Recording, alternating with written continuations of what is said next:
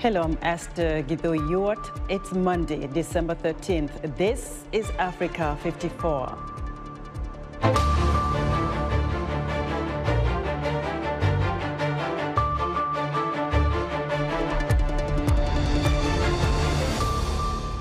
As the Ethiopian military reclaims more territory, more stories of atrocities committed by Tigrayan forces emerge.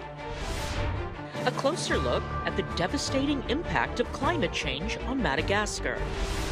And soccer legend Samuel Eto'o is elected president of the Cameroon Football Federation.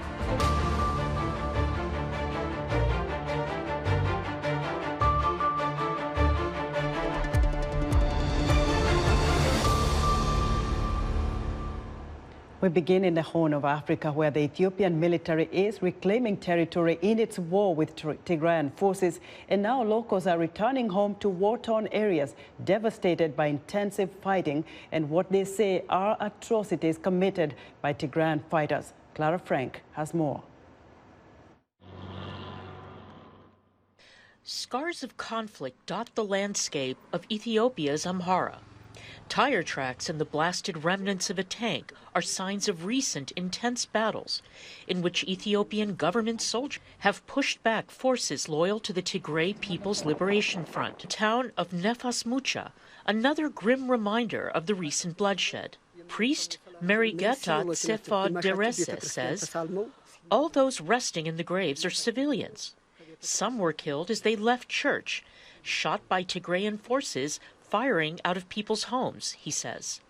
Others were deaf or physically disabled people who could not move. A report released on Friday by Human Rights Watch also accused Tigrayan forces of summarily executing dozens of civilians in two Amhara towns between August 31st and September 9th.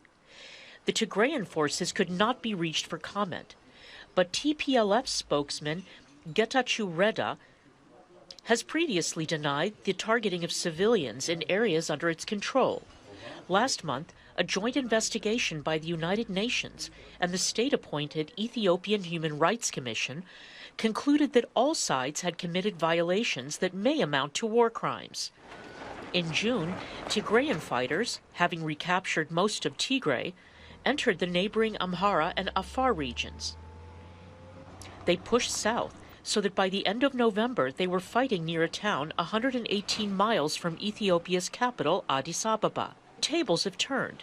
In recent weeks, towns reportedly recaptured by the federal military include Gashena, Dessie, Kombolcha, and the UNESCO World Heritage Site, Lalibela.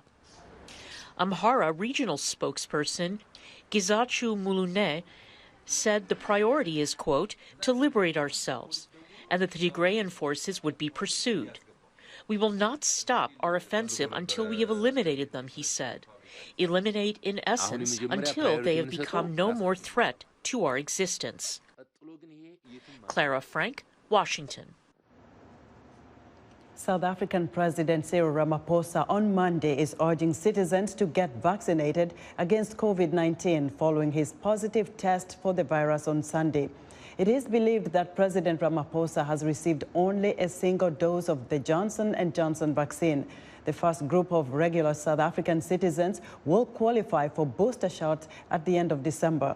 In a Twitter message, Ramaphosa asked South Africans not to let their guard down as he recovers and to do everything they can in order to stay safe, beginning with vaccination. The presidency said Ramaphosa was showing only mild symptoms and was self-isolating in Cape Town after delegating his duties to Deputy President David Mabuza. In recent days, a nationwide outbreak in South Africa believed to be linked to the new Omicron variant of the coronavirus is infecting around 20,000 people per day. More than 1 million people in Madagascar are experiencing severe hunger and malnutrition following years of long drought caused by climate change. The United Nations calls the situation on the island nation catastrophic, while the UN Children's Fund says about 500,000 children under 5 are acutely malnourished. For more on the effects of climate change in Madagascar, I spoke via Skype to Mandipa Machacha, Amnesty International's economic, social and cultural rights researcher for the Southern Africa Regional Office, about what measures are being taken to tackle the effects of climate change quickly and effectively on Madagascar.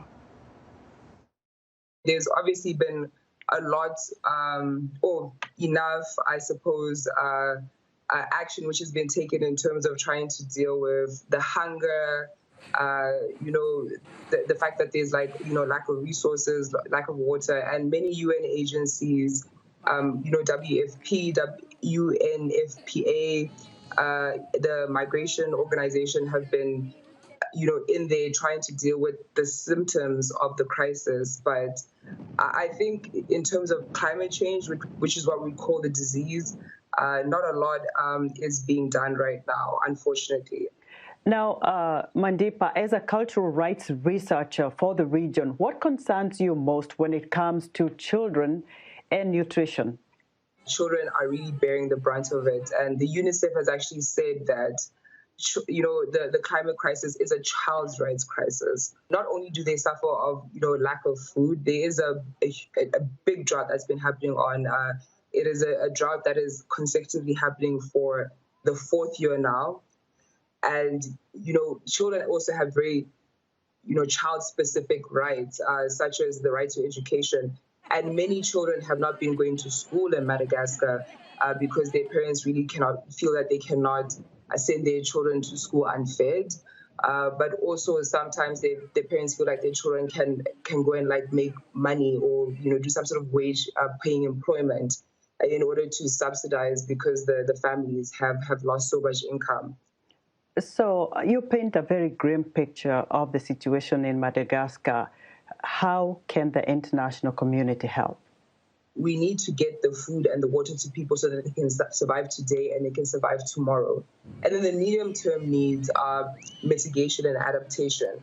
So we need, countries, wealthier countries which are in a position to be able to do so, to be able to finance Madagascar, and other countries in their position to be able to put in place structures which mitigate and which can adapt to the current climate crisis. What are the immediate measures that COP26 that just ended put in place specifically for Madagascar to deal with the effects of climate change? There weren't enough. The climate finance, which many countries committed to, which was supposed to be, I think, 100 billion by, I think, 2020 was not met.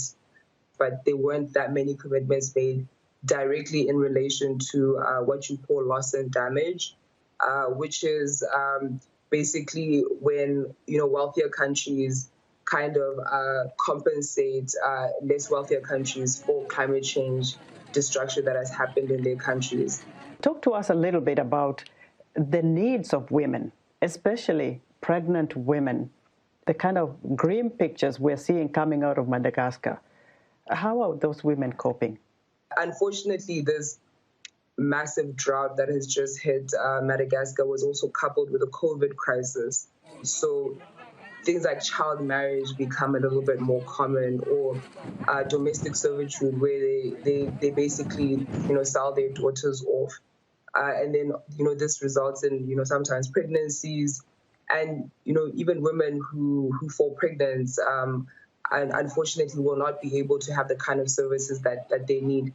And so women will be the people who engage in very, very negative kind of coping mechanisms, such as eating less food, starving, basically, so that their children can eat. I think a lot of people think about climate change as something that's happening in the future. It's actually not. It's something that's affecting people right now, people who have contributed the least to it, and who are bearing the brunt of our own emissions. The situation that they're in is it's abominable. Mandipa Machacha is Amnesty International's economic, social and cultural rights researcher for the Southern Africa region. Kenya marked 58 years of independence on Sunday, with President Uhuru Kenyatta leading the celebrations. Kenya gained its independence from Britain on December 12, 1963.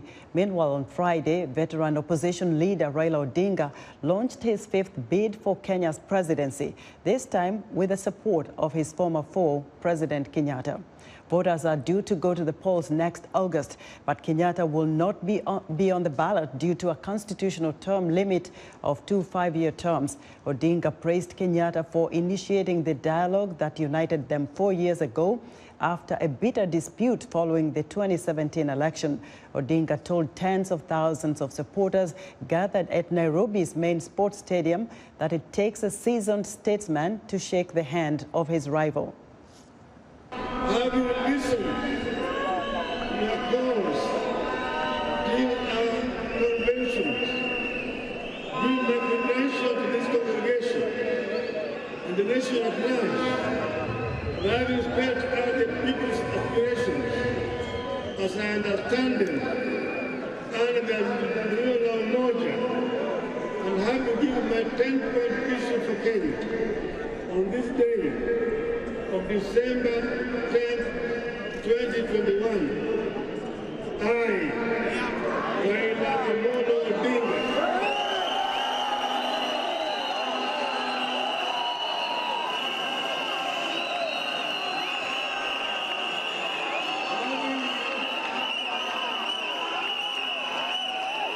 having been faithful and committed to building a national, democratic and progressive Kenya in our lifetime. Deadly clashes followed the 2007 and 2017 votes, but Odinga made peace with Kenyatta in early 2018, effectively sidelining Kenyatta's deputy William Ruto, who has been vocal about his own presidential ambitions. The Chinese government is promoting its language and culture through Confucius Institute programs worldwide, including in Africa. Some educators say they are concerned about what they say is censorship in Chinese-funded programs. Victoria Munga reports from Nairobi, Kenya.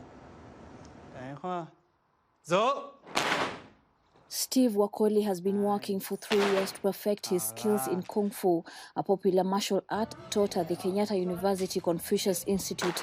He's also a teacher here, where hundreds of students are learning about Chinese culture and language at the institute named after Confucius, the ancient Chinese philosopher whose teachings are a cornerstone of life in East Asia. There are about 525 Chinese-funded Confucius Institute worldwide, including 54 in Africa, according to a 2019 U.S. Senate report by the Homeland Security and Governmental Affairs Committee.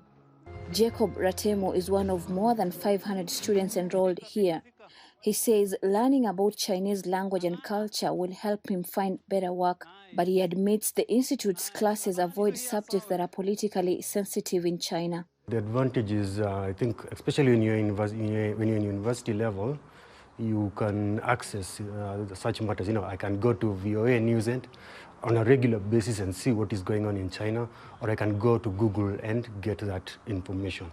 So yes, I can admit there are a few challenges when you ask those questions to the Chinese themselves. According to the U.S. Senate report, Confucius Institute funding comes with strings that can compromise academic freedom. For example, the Chinese teachers sign contracts with Beijing pledging not to damage China's national interests. Confucius Institute's management turned down VOA's requests for comment. Teacher Steve Wakoli says the institute's syllabus does not allow much time for politically sensitive topics and debate. Analysts say the Confucius Institute suppress discussions on topics like Taiwan and Hong Kong to protect their funding from the Chinese government. There have been issues around whether or not the institute is being used to propound what would be seen as anti-democracy, anti-human rights. And those concerns are founded in terms of what is the official Chinese policy on Taiwan, on Hong Kong. Educator Jonathan Wesaya told VOA that the institutes are doing injustice to students by limiting their learning and exposure to different ideas. Yes, the opportunity comes in through the Confucius Institute, funded by China, that is okay.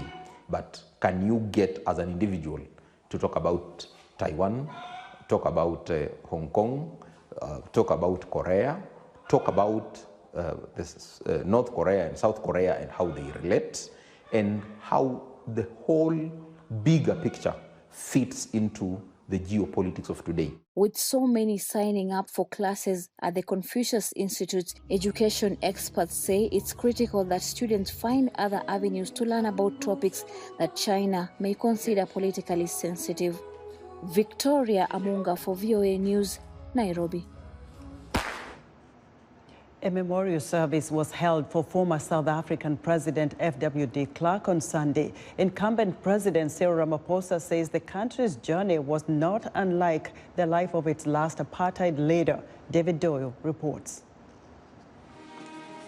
A state memorial service was held for South Africa's late President F.W. de Klerk on Sunday, 1 month after his death. De Klerk, the last president of the apartheid era, died at the age of 85 after battling cancer. At the Cape Town event, President Cyril Ramaphosa paid tribute. In many ways, the journey of our nation was not unlike the path that the life of F.W. de Klerk followed. Born into white privilege, as well as power, raised in the ideology of racial superiority, committed to the defense of an abhorrent and inhuman system, F.W. de Klerk would come to play an important role in our democratic transition. Also speaking at the event was de Klerk's widow, Alita. I want to pay tribute to this man, the love of my life, who became perhaps, and listen to this, unlikely but a committed parent to a new country. De Klerk is credited with supervising a peaceful transition from a white minority to a black majority government under Nelson Mandela. He shared the Nobel Peace Prize with Mandela in 1993. But many black South Africans suspect he was motivated by pragmatism, given that his government was internationally isolated and facing the prospect of a civil war. Being the end of the day, de Klerk was buried in a private ceremony last month. Giving a state funeral to a former apartheid ruler, even one who negotiated its end, could have provoked protests. David Doyle of Reuters with that report. We're excited to hear what you think about Africa 54. Join the discussion on Facebook. The address is Africa 54. We're also streaming our broadcast live on Facebook. Please watch and share our show with your friends. Also check out our headlines 24/7 on voaafrica.com. Still to come, a former Barcelona and Inter Milan striker is the new president of Cameroon's Football Federation. But first, Heidi Adams tells us what's on tap for Wednesday's Straight Talk Africa. Be sure to join me for the next Straight Talk Africa as we review Africa's most important stories and memorable moments of 2021. Was it a year to remember or one we would rather forget? We'll look at the stories that made headlines across the continent and the world in 2021. Join me, Heidi Adams, on the next Straight Talk Africa.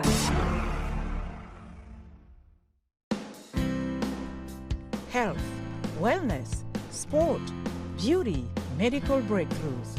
Healthy Living cares about your well-being. What are the main health concerns in Africa and around the world? Find out the latest on coronavirus. Connect with our experts and ask them questions. How long does the virus stay? Join me, Linor Mudu, in Washington, every week on Healthy Living, right here on VOA. The two-day virtual summit for democracy hosted by President Joe Biden wrapped up on Friday. The U.S., Australia, Denmark and Norway announced an export control program to monitor and restrict the spread of technologies used to violate human rights. The U.S. is also launching programs to support independent media and anti-corruption efforts and defend free and fair elections. VOA White House Bureau Chief Patsy Widakuswara has more.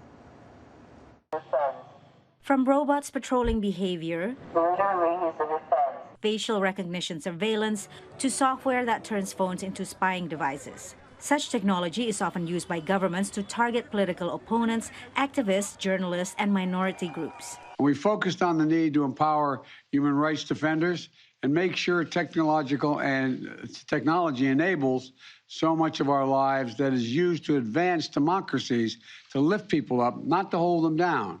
As the two-day virtual summit for democracy hosted by President Joe Biden wrapped up on Friday, the U.S., Australia, Denmark, and Norway announced an export control program to restrict the spread of technologies used to violate human rights. We've seen the expanded misuse of spyware and other surveillance technology to monitor citizens far beyond what's needed to fight the virus. We've seen the rapid spread of disinformation and misinformation. The U.S. also announced initiatives to empower human rights defenders, support free and fair elections, independent media, and anti-corruption efforts. Transparency International, a global civil society organization working in the fight against corruption, said the summit's initial outcomes are promising, but more needs to be done. Other countries did not step up and commit to specific commitments the way the U.S. has. And so that is a concern. What are they actually going to come up with? They have a little bit more time. The U.S. government's giving them until January to come back with commitments. Some say the $424 million in U.S. funds for these initiatives, still subject to congressional approval, barely meets the need to bolster democracy globally. These are initiatives and monies that have been allocated already generally for democracy, for the rule of law and human rights. They get to repurpose them for a new announcement. But what we're not seeing here are really substantial sums that are being put on the table. Democracy is also under attack by the global rise of populism, white supremacy, and extremism, said UN Secretary General Antonio Guterres. Polarization is undermining democratic institutions.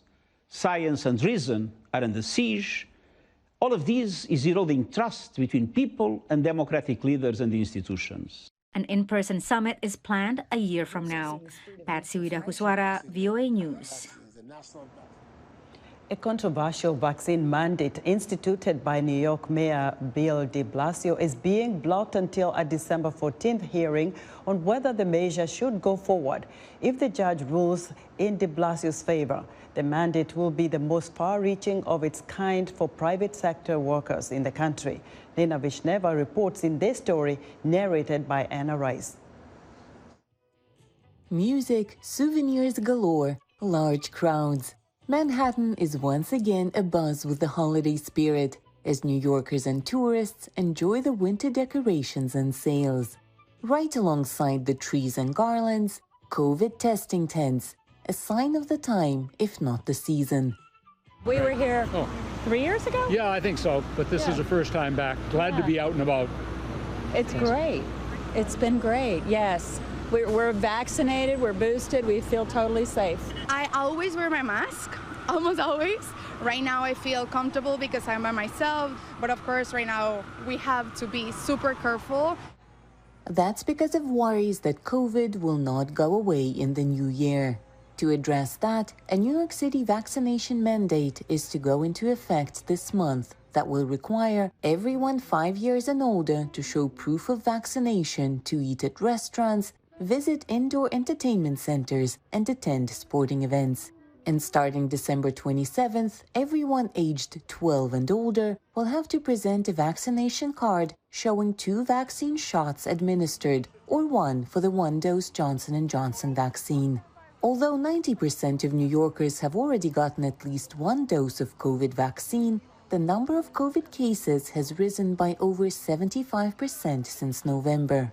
In announcing the broader mandate, New York Mayor Bill de Blasio said the rise of the Omicron variant is what prompted him to expand vaccine requirements.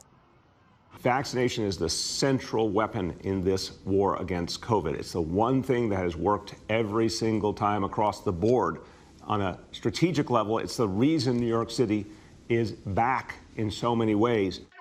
A vaccine mandate unveiled earlier this year for public sector employees led to protests by municipal workers including police, firefighters, and teachers. The new rule unveiled by the mayor on December 6th will apply to all private sector workers in the city's estimated 184,000 businesses. And for some, it's an example of government overreach by de Blasio.